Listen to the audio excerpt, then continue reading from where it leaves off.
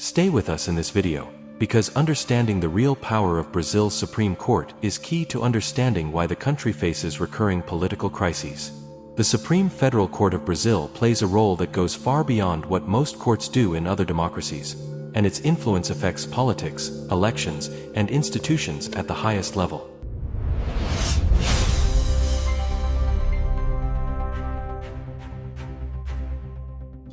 How powerful is Brazil's Supreme Court, really? Is Brazil's Supreme Federal Court one of the most powerful courts in the world? In recent years, decisions by the STF have influenced elections, suspended laws approved by Congress, authorized investigations against politicians, and even defined the limits of freedom of expression. So how much power does the STF actually have? And how does it compare to other democracies? The Supreme Federal Court is Brazil's highest court.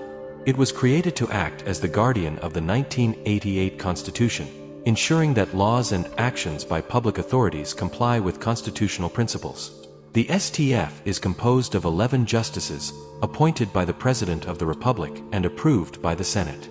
Unlike many countries, Brazil's Supreme Court accumulates functions that, in other democracies, are usually divided among different courts. In practice, the STF holds three major types of power.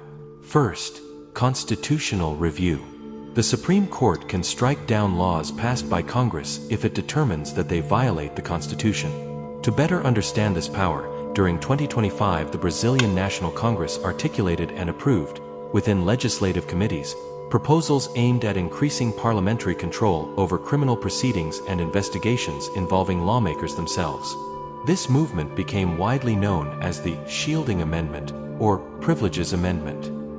PEC stands for Proposed Constitutional Amendment. Key aspects of these proposals include a requirement of authorization.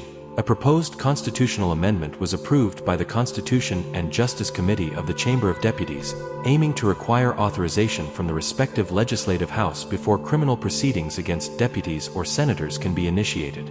In practice, this would mean lawmakers authorizing investigations against themselves. A parliamentary shielding.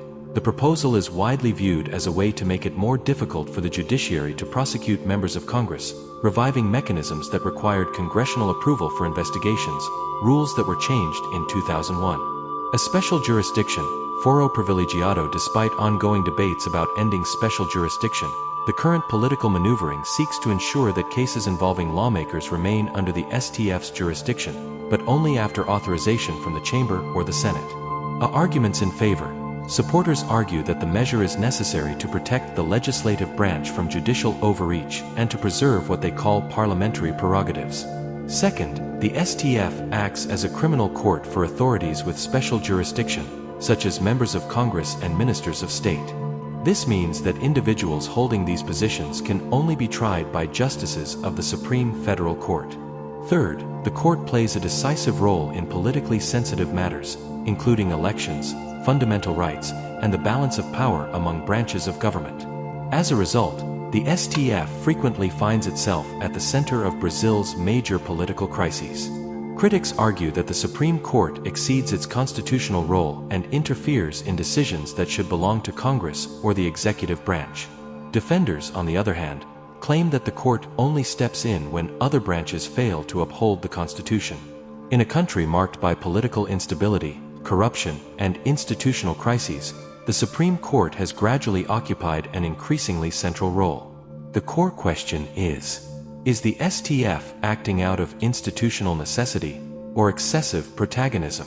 When compared to other democracies, such as the United States or European countries, the STF stands out for the breadth of its authority. In the United States, for example, the Supreme Court does not try criminal cases involving sitting politicians. In Brazil, the STF combines constitutional, criminal, and political functions, concentrating a level of power that is rare in consolidated democracies. This makes the court extremely influential.